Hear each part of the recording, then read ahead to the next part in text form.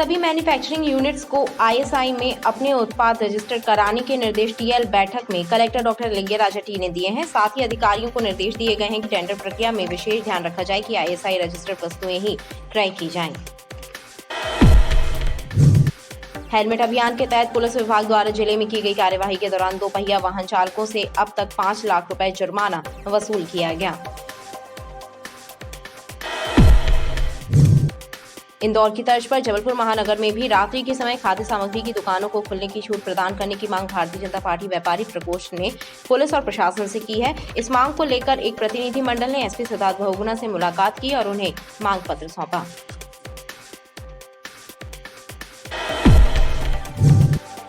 रांची थाने में पदस्थ कार्यवाहक उप निरीक्षक को लोकायुक्त की टीम ने थाने में 9,000 रुपए रिश्वत लेते दबोच लिया। लोकायुक्त की स्ट्रैप कार्रवाई से थाने में हड़कंप मच गया। कार्यवाहक उप निरीक्षक ने सीएम हेल्पलाइन में दर्ज कराई गई एक शिकायत को फाइल करने की एवज में रिश्वत की मांग की थी।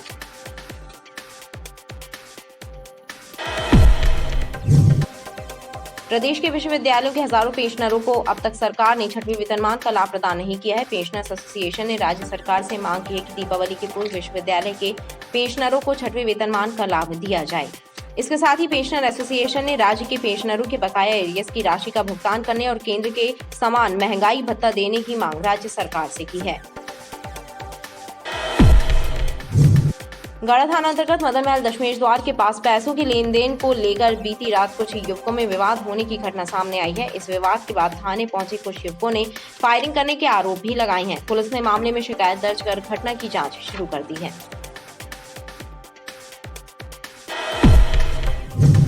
जिले में ग्रामीण इलाकों में रेत की चोरी और अवैध रूप से रेत परिवहन करने वाले माफिया सक्रिय हैं। बरगी नगर पुलिस ने रेत की चोरी कर अवैध परिवहन करने के मामले में कार्रवाई की है। पुलिस ने अवैध रेत से भरी ट्रैक्टर ट्रॉली को जब्त किया है। त्योहारों की अहमियत भला उनसे ज्यादा कौन जान सकता है जो अपने परिवारों से दूर रह रहे हैं। वृद्धाश्रम में निवास कर रहे बुजुर्गों ने सुंदर सुंदर दिए बनाकर प्रदर्शनी लगाई है ताकि हर घर मनाई जाने वाली दीपावली की रौनक में 4 चांद लग जाएं।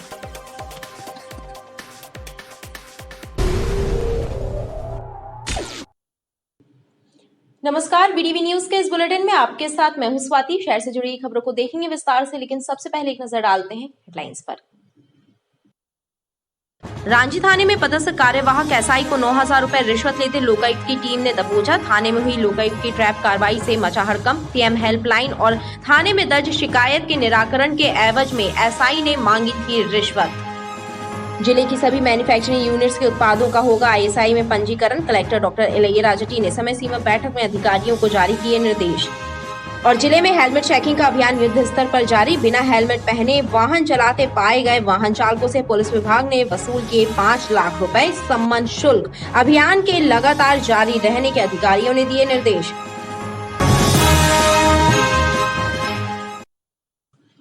सभी मैन्युफैक्चरिंग यूनिट्स को आईएसआई ने अपने उत्पाद रजिस्टर्ड कराने के निर्देश टीएल बैठक में collector doctor Ilaiya Raja T ने दिए हैं।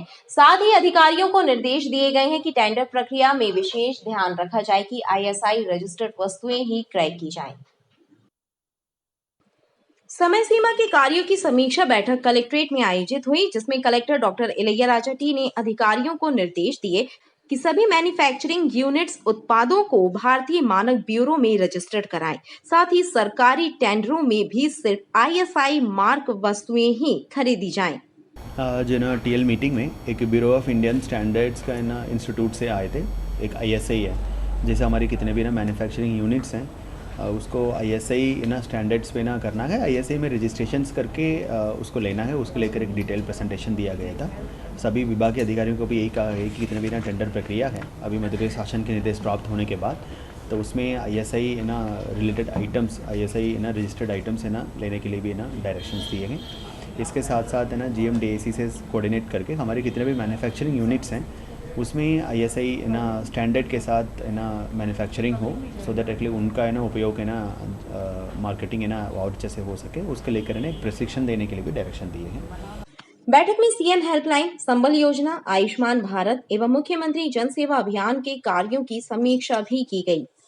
अभी संबल योजना और कर्मकार कल्याण मंडल का अनुग्रह सहायता राशि है पिछले सप्ताह माननीय मुख्यमंत्री महोदय के द्वारा है ना उनकी खाता में डायरेक्ट है ना ट्रांसफ़र किया गया था, उन सभी बेनिफिशियरी को 1 बाय 1 कॉल करके उनको अवगत कराया जाए कि मतलब आपके खाते में पैसा आ गया, वो चेक करें।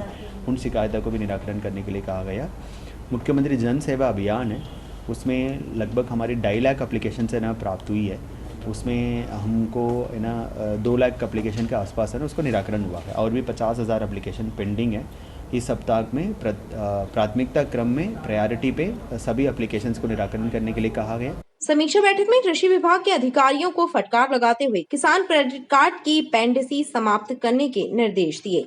पशुपालन के लिए बनाए जाने वाले किसान क्रेडिट कार्ड में 2,700 आवेदन अभी भी पेंडिंग हैं। हेलमेट अभियान के तहत पुलिस विभाग द्वारा जिले में की गई कार्यवाही के दौरान 2 पहिया वाहन चालकों से अब तक 5 लाख रुपए जुर्माना वसूल किया गया। हाईकोर्ट के दिशा निर्देशों और पुलिस मुख्यालय के फरमान के बाद जिले में हेलमेट कार्रवाई का अभियान युद्ध स्तर पर जारी है। बीते 2-3 दिनों में ही पुलिस ने हेलमेट नहीं लगाने वाले दोपहिया वाहन चलाने वाले 2000 से ज्यादा वाहन चालकों पर चालानी कार्रवाई करते हुए 5 लाख रुपए सम्मन शुल्क वसूला है। सड़कों और चौराहों पर सुबह और शाम के वक्त चेकिंग प्वाइंट लगाकर चालानी कार्रवाई की जा रही है। माननीय पुलिस अधीक्षक महोदय का आदेश है कि जागरूकता के रूप में सबको समझाया जाए कि ज़्यादा से ज़्यादा लोग हेलमेट लगाएं और जो नहीं मानते उन पर चालानी कार्रवाई भी करने का है। तो ज़्यादा से ज़्यादा लोगों को समझाइश दी जा रही है और कुछ लोगों की चालानी कार्रवाई भी की जा रही है। हाँ, जैसे उसको बताया गया इसके बाद भी वो हेलमेट नहीं लगा रहा है तो उसकी रसीद काटी जा रही है। इस समय बढ़ते हुए एक्सीडेंट को देखते हुए घटनाएँ बढ़ रही हैं लगातार और ज़्यादा से ज़्यादा लोगों को हेड इंजरी हो रही है। इस तरह से हेलमेट लगाना अनिवार्य है। इस कार्रवाई को लेकर कुछ लोगों में नाराजगी भी है। आम जनता का कहना है कि हाईकोर्ट के आदेशों के परिपालन के नाम पर पुलिस दोपहिया वाहन चालकों पर कार्रवाई कर रही है, लेकिन नियमों की अनदेखी करने वाले 4 पहिया वाहन चालकों पर पुलिस कोई कार्रवाई नहीं कर रही। इंदौर की तर्ज पर जबलपुर महानगर में भी रात्रि के समय खाद्य सामग्री की दुकानों को खुलने की छूट प्रदान करने की मांग भारतीय जनता पार्टी व्यापारी प्रकोष्ठ ने पुलिस और प्रशासन से की है। इस मांग को लेकर एक प्रतिनिधि मंडल ने एसपी सिद्धार्थ बहुगुणा से मुलाकात की और उन्हें मांग पत्र सौंपा। इंदौर की तर्ज पर जबलपुर महानगर में रात्रि के वक्त खाद्य पदार्थों की बिक्री और दुकानों को खोलने की छूट देने की मांग भाजपा व्यापारी प्रकोष्ठ ने पुलिस और जिला प्रशासन से की है। व्यापारी प्रकोष्ठ का एक प्रतिनिधि मंडल इस संबंध में एसपी सिद्धार्थ बहुगुणा से मिलने पहुंचा, जहां उन्हें व्यापारी प्रकोष्ठ ने एक मांग पत्र सौंपा। प्रकोष्ठ के पदाधिकारियों ने बताया कि महानगर जबलपुर में रात्रि 11 बजे के बाद दुकानें बंद हो जाती हैं। ऐसे में लोगों को सुबह तक भोजन और खाद्य सामग्री के लिए इंतजार करना पड़ता है, जिससे उन्हें दिक्कतें आती हैं। इसलिए जबलपुर में भी रात्रि के वक्त खाद्य सामग्री के ठेले और दुकानों को खोलने की छूट प्रदान की जानी चाहिए। मांग पत्र ऐसा दिया कि इंदौर की तरह जबलपुर में भी देर रात तक खाद्य सामग्री का विक्रय के हेतु इसके पूर्व में भारतीय जनता पार्टी व्यापारी प्रकोष्ठ माननीय गृह मंत्री मध्य प्रदेश शासन श्री नरोत्तम मिश्रा जी से मुलाकात करके अपनी मांग रख चुका है। माननीय कलेक्टर महोदय जबलपुर से अपनी मांग रख चुका है। उसी श्रृंखला में आज भारतीय जनता पार्टी व्यापारी प्रकोष्ठ यहाँ पर पुलिस अधीक्षक के पास आए, अपनी मांग रखी है। क्योंकि जबलपुर शहरी क्षेत्र है, इधर सैकड़ों ग्रामीण क्षेत्रों के लोग इलाजरत हेतु जबलपुर अस्पतालों में आते हैं, उनके मरीज आते हैं, उनके परिवारजन होते हैं। अगर रात को उनको भूख लगती है, खाद्य सामग्री की आवश्यकता पड़ती है, तो मजबूरन उनको सुबह तक भूखा रहना पड़ता है। एसपी सिद्धार्थ बहुगुणा ने प्रकोष्ठ के पदाधिकारियों की मांग को सुना और उन्हें यथोचित निर्णय लेने का आश्वासन दिया। रांची थाने में पदस्थ कार्यवाहक उप निरीक्षक को लोकायुक्त की टीम ने थाने में 9,000 रुपए रिश्वत लेते दबोच लिया। लोकायुक्त की इस ट्रैप कार्रवाई से थाने में हड़कंप मच गया। रांची थाने में पदस्थ कार्यवाहक उप निरीक्षक रमेश कुमार चौधरी को लोकायुक्त जबलपुर की टीम ने 9,000 रुपए रिश्वत लेते दबोच लिया। लोकायुक्त की इस ट्रैप कार्रवाई से रांची थाने में हड़कंप मच गया। लोकायुक्त के अधिकारियों ने बताया कि कार्यवाहक उप निरीक्षक के विरुद्ध व्हीकल मोड़ किशन होटल के पास रहने वाले राजमणि मिश्रा ने रिश्वत मांगे जाने की शिकायत दर्ज कराई थी। इस शिकायत के सत्यापन के बाद एसपी लोकायुक्त जबलपुर संजय साहू के निर्देशों पर टीम का गठन कर ट्रैप कार्रवाई की गई। बताया जाता है कि कार्यवाहक उप निरीक्षक रमेश कुमार चौधरी ने सीएम हेल्पलाइन में दर्ज कराई गई शिकायत को फाइल करने की एवज में आवेदक से रिश्वत की मांग की थी। हमारे फरियादी है राजमणि मिश्रा, ये किशन होटल के पास रांची के रहने वाले। इनकी राजाराम ने शिकायत थाना रांची, थाना एजे के और सीएम हेल्पलाइन में की थी, जिसके निराकरण के लिए रांची थाने में पदस्थ कार्यवाहक उप निरीक्षक हैं श्री रमेश चौधरी, इनसे इन्होंने मुलाकात की तो इनके द्वारा शिकायत को समाप्त करने के एवज में 10,000 रुपये की मांग की गई थी। आज हमने उन्हें 9,000 रुपये लेते हुए पकड़ा है। कार्रवाई जारी है। किस बात की शिकायत इन्होंने की थी? शिकायत सेंटरिंग से संबंधित कोई शिकायत है सीएम हेल्पलाइन। ये हमने किराए के सेंटर के लिए थे राजाराम से, है ना, तो उसको स्टे लग गया रहा। अच्छा, तो उसको स्टे हटने के बाद हमने लेंटर वेंटर डाल के उसको सब वापस कर दिए, पैसा कौड़ी सब सही। उसकी हमारे पास मतलब वीडियो है मोबाइल में, है ना। इसके बाद हरिजन थाने में भी उसने रिपोर्ट लिखा और यहाँ भी, तो हरिजन थाने में मतलब वहाँ से लिखा पढ़ी हो गई, चलो ठीक है, हो गया। फिर ये साहब के पास आए, ये साहब मतलब बहुत ये किए और हमारे बच्चों को मतलब बहू को सबको गाली बहुत ज़्यादा दिए। इस कारण से हमको ये कदम उठाना पड़ा। क्या किया आपने? कितने रुपयों की मांग की? किस चीज़ के लिए मांगी? ये बोला कि आप आपको 10,000 रुपये दो। हमने बोला साहब हम गरीब आदमी हैं, हम 10,000 तो नहीं, कुछ कम कर दीजिए। तो बोले ठीक है 1,000 तुमको कम कर देता हूँ। हमने बोला ठीक है, तो 1,000 इनने कम में 9,000 रुपये ले आए। किस बात के लिए पैसे मांग रहे थे? बोले हम तुम्हारी रिपोर्ट काट देंगे। कार्यवाहक उप निरीक्षक को रिश्वत के साथ दबोचने के बाद लोकायुक्त की टीम उसे 6वीं बटालियन स्थित मैस लेकर पहुंची, जहां विधिवत कार्रवाई की गई। लोकायुक्त की इस कार्रवाई से थाने में हड़कंप मचा रहा। प्रदेश के विश्वविद्यालयों के हजारों पेंशनरों को अब तक सरकार ने 6वें वेतनमान का लाभ प्रदान नहीं किया है। पेंशनर्स एसोसिएशन ने राज्य सरकार से मांग की है कि दीपावली के पूर्व विश्वविद्यालय के पेंशनरों को 6वें वेतनमान का लाभ दिया जाए। मध्य प्रदेश के विश्वविद्यालयों से सेवानिवृत्त हुए हजारों पेंशनरों को राज्य सरकार ने अब तक 6वें वेतनमान का लाभ नहीं दिया है। ऐसे में पेंशनरों की माली हालत बेहद खराब है। पेंशनर्स एसोसिएशन ने इस संबंध में प्रदेश के मुख्यमंत्री के नाम जिला प्रशासन को मांग पत्र सौंपा और प्रदेश सरकार से दीपावली के पूर्व विश्वविद्यालय के पेंशनरों को 6वें वेतनमान का लाभ देने की मांग की। एसोसिएशन ने इसके साथ ही राज्य के पेंशनरों के एरियर्स की बकाया राशि का भुगतान करने और केंद्र के पेंशनरों के समान राज्य के पेंशनरों को भी महंगाई भत्ता देने की मांग ज्ञापन के माध्यम से सरकार से की है। केंद्र के समान महंगाई भत्ता और पिछला जो हमारा एरियर्स बकाया है उसके भुगतान की मांग की गई है। ये तो शासन के पेंशनरों की मांग है। विश्वविद्यालय के जो पेंशनर हैं उनकी स्थिति बड़ी भिन्न है, दयनीय है।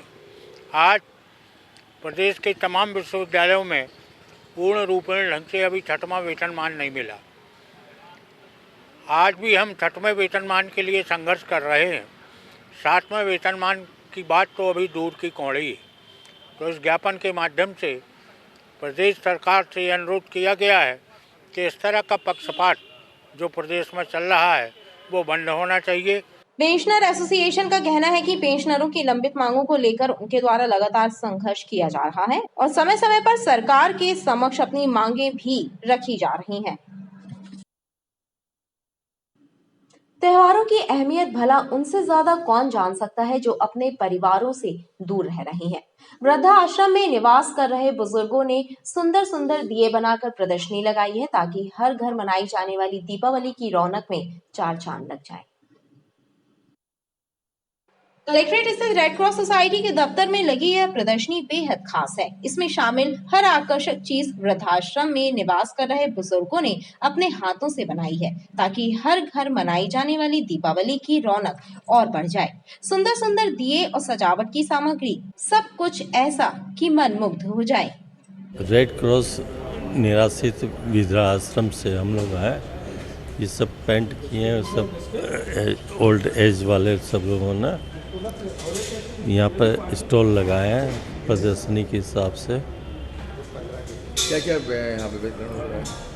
ये सब दिए हैं और दिवाली के सब दिवाली है और शुभ और लाभ की सब आइटम है, यही सब है। क्या क्या इसमें वितरण कर रहे हैं आप लोग? बनाए किसने हैं? यहाँ पर जितने माता लोग हैं वहाँ पे आश्रम में उन्होंने ये सब बनाए हैं, अच्छे ढंग से पेंट वेंट सब बना के यहाँ स्टॉल में लगाए हैं। निराश्रित को समाज की मुख्य धारा से जोड़े रखने के इस प्रयास में रेड क्रॉस सोसाइटी ने महत्वपूर्ण भूमिका निभाई है। रेड क्रॉस के सदस्य चाहते हैं कि वृद्धाश्रम में रहने वाले भी समाज की खुशियों में शामिल रहें। गढ़ा थाना अंतर्गत मदन महल दशमेश द्वार के पास पैसों के लेन देन को लेकर बीती रात कुछ युवकों में विवाद होने की घटना सामने आई है। इस विवाद के बाद थाने पहुंचे कुछ युवकों ने फायरिंग करने के आरोप भी लगाए हैं। पुलिस ने मामले में शिकायत दर्ज कर घटना की जांच शुरू कर दी है। गढ़ा थाना क्षेत्र के अंतर्गत आने वाले मदन महल दशमेश द्वार के पास देर रात पैसों के लेन देन को लेकर कुछ लोगों में विवाद हो गया। इस विवाद के बाद थाने पहुंचे संतोष ठाकुर और उसके परिजनों ने उन पर फायरिंग किए जाने का आरोप लगाया। संतोष ठाकुर ने बताया कि उसके छोटे भाई का कुछ लोगों से पैसों का लेन देन था, जिसे लेकर उसे दो युवकों ने बातचीत करने बुलाया था। बातचीत के दौरान हुए विवाद के बाद युवकों ने उन पर फायरिंग की, जिसके बाद वह लोग शिकायत दर्ज कराने गढ़ा थाने पहुंचे। जी ये क्या हुआ था, क्या घटना हुई? भैया मेरा छोटा भाई था, तो उसका पैसे का कोई लेन देन था, तो हमने बोला कि 2 दिन बाद आके ले जा लेना। बहसबाजी, उन लोग घर चले गए, मैं घर चला गया। उसके बाद मेरे को आधे घंटे बाद फ़ोन लगा परेशान कर रहा है कि मिलना है। तो मैं नहीं गया, लोग लड़के थे। फिर उसके बाद इन लोग आए, फिर फ़ोन लगाया, मैं चलो आ रहा हूँ। मैं जैसे ही आया हूँ तो बहसबाजी में गाली वाली बकने लगे।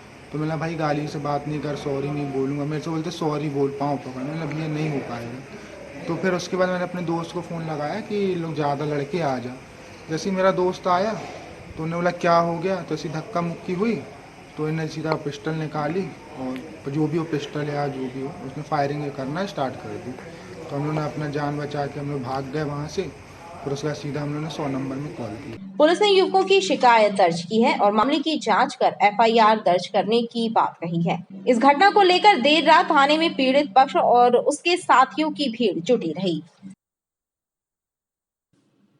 जिले के ग्रामीण इलाकों में रेत की चोरी और अवैध रूप से रेत परिवहन करने वाले माफिया सक्रिय हैं। बल्कीनगर पुलिस ने रेत की चोरी कर अवैध परिवहन करने के मामले में कार्रवाई की है। पुलिस ने अवैध रेत से भरी ट्रैक्टर ट्रॉली को जब्त किया है। बरगीनगर चौकी के अंतर्गत आने वाले नंदिया घाट से रेत की चोरी और अवैध रूप से रेत का परिवहन करने वाले माफिया फिर सक्रिय हो गए हैं। बरगीनगर पुलिस ने नंदिया घाट में दबिश देकर चोरी की हुई रेत से लोड ट्रैक्टर ट्रॉली को जब्त किया है। पुलिस ने इस मामले में रेत की चोरी और खनन अधिनियम की धाराओं के तहत प्रकरण दर्ज किया है। पुलिस रेत की चोरी करने वाले माफियाओं और ट्रैक्टर चालक और मालिक का पता लगाने में जुटी हुई है। प्रातः मुखबिर से सूचना मिली थी कि एक नांदिया घाट में कुछ गाड़ियाँ रेत भर रही हैं अवैध रूप से। इसकी सूचना पर हम लोग सुबह स्टाफ के साथ रवाना हुए और मौके पर जाकर के देखा तो एक ट्रैक्टर हम लोगों को मिला, पावर ट्रैक कंपनी का एस्पार्ट का। इस पर रेत भरी हुई थी। इसके चालक को हम लोगों ने रुकने का इशारा किया तो वो चालक मौके से भाग गया। उसके बाद हम लोगों ने उस ट्रैक्टर को जब्त कर लिया है और जिसमें धारा 379 एवं खान खनिज अधिनियम के तहत कार्रवाई की जा रही है। पुलिस ने अवैध रेत पकड़े जाने की जानकारी खनिज विभाग को भी दी है। खबरें लगातार जारी हैं, आप देखते रहिए PTV न्यूज़।